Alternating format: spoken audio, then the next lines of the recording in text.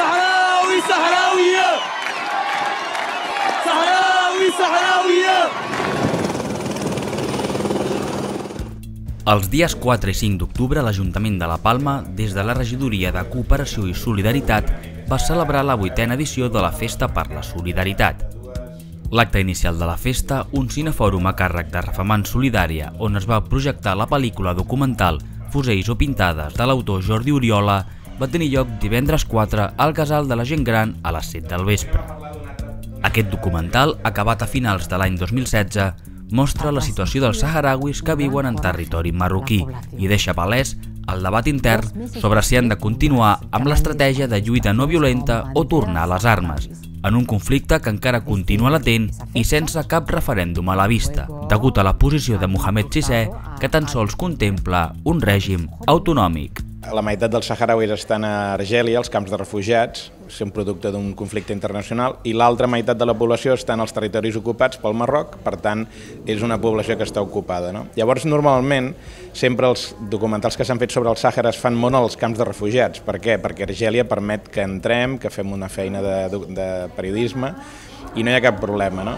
En canvi, en els territoris ocupats és més difícil entrar-hi. Per això em van dir, especialment serà interessant que puguem entrar als territoris ocupats, després us ho explico una mica si voleu, i la idea era retratar el moment actual dels saharauis. Els saharauis s'estan debatent entre continuar amb la lluita no violenta, que és l'estratègia que han portat en els últims 24 anys, però que no porta el referèndum que ells esperaven que l'ONU organitzés, i per tant alguna gent, molta gent, la majoria de gent, la gent jove però també no tan jove, s'estan plantejant tornar a la via armada, que és la que van fer al principi durant 16 anys per resistir a l'agressió i l'ocupació de Marroc. Llavors va haver-hi una guerra, després van entrar en aquest període de no violència, però ara el Marroc se n'en riu d'ells, té l'ocupació de facto i aquest referèndum no arriba mai. Per tant, molta gent està perdent la paciència i volen tornar a la lluita armada.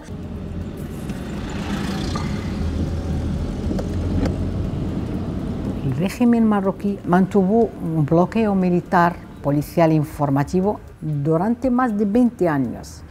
Hasta el año 2002 no había línea telefónica internacional, no había internet. Hasta 2001 ninguna delegación internacional o una ONG internacional ha podido visitar el territorio.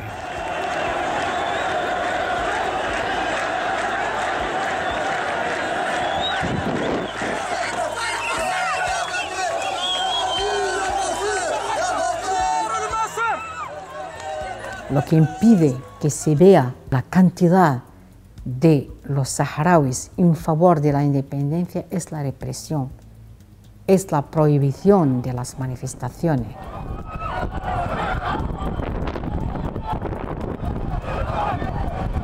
Evidentment, nosaltres pensem o volíem reforçar el camí no violent, perquè ens sembla que és un camí que pot ser millor, que pot donar-los millors resultats, però en tot cas això és un debat que han de tenir els saharauis, i si ells pensen que han de tornar a la lluita armada, doncs serà perquè han fet aquest debat.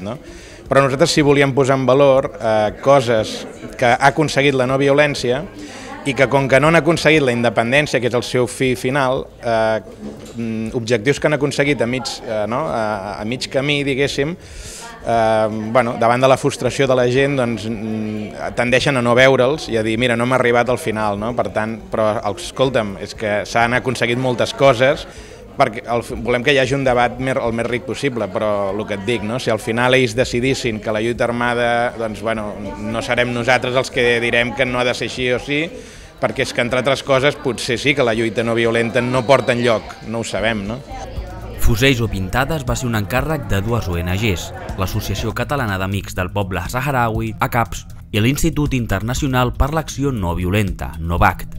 Per a portar-ho a terme, el Jordi Oriola va passar un mes als campaments de refugiats d'Argèlia i 3 setmanes als territoris ocupats del Marroc, on va estar d'amagat per evitar ser descobert per les forces policials, entrevistant, entre molts altres, a l'Aminatou Haidar, activista pro-saharaui reconeguda internacionalment, o al Mohamed Dadash, el Mandela saharaui. Entrar als territoris ocupats no em va ser fàcil, la policia marroquina no permet que ningú entri, per tant vaig haver d'entrar clandestinament i vaig estar 3 setmanes amagat en un pis on feia les entrevistes dintre d'un pis, igual com tu m'estàs fent aquesta entrevista dintre d'aquesta sala. Jo no em podia sortir d'un pis, vaig sortir 2 vegades amb un cotxe amb vidres negres i, bueno, però si em veia algun veí, doncs ràpidament la policia faria una operació com la que han fet amb els CDRs, no? Per caçar la gent amb 500 policies, m'haguessin enxampat, m'haguessin interrogat, m'haguessin robat les imatges i m'haguessin expulsat del país, no? I no podria haver tornat mai més al Marroc, no? Gràcies a no sé qui, però al final no va ser així, i després de 3 setmanes vaig poder sortir d'allà amb un disc dur amb totes les imatges.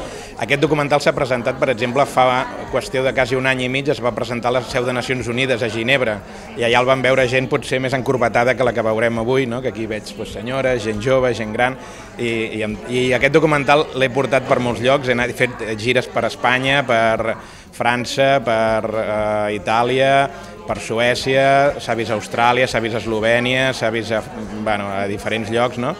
A Austràlia, als Estats Units, no? I aleshores, la idea és aquesta, se n'han fet més ja de 150 projeccions i per tant això no és una projecció aïllada la que fem avui, sinó que això forma part d'una gira mundial que estem fent per donar a conèixer aquest treball, no? Dicen, pero no cumplen nada. Si no hay solución, habrá lucha armada. Se ríen de nosotros con la misma historia. Más de 40 años y no falla mi memoria. Si nosotros no luchamos, dime quién lo hará. Nos unimos, avanzamos y gritamos libertad. Somos el futuro, nueva generación. En Masjid al-Sahara no existe...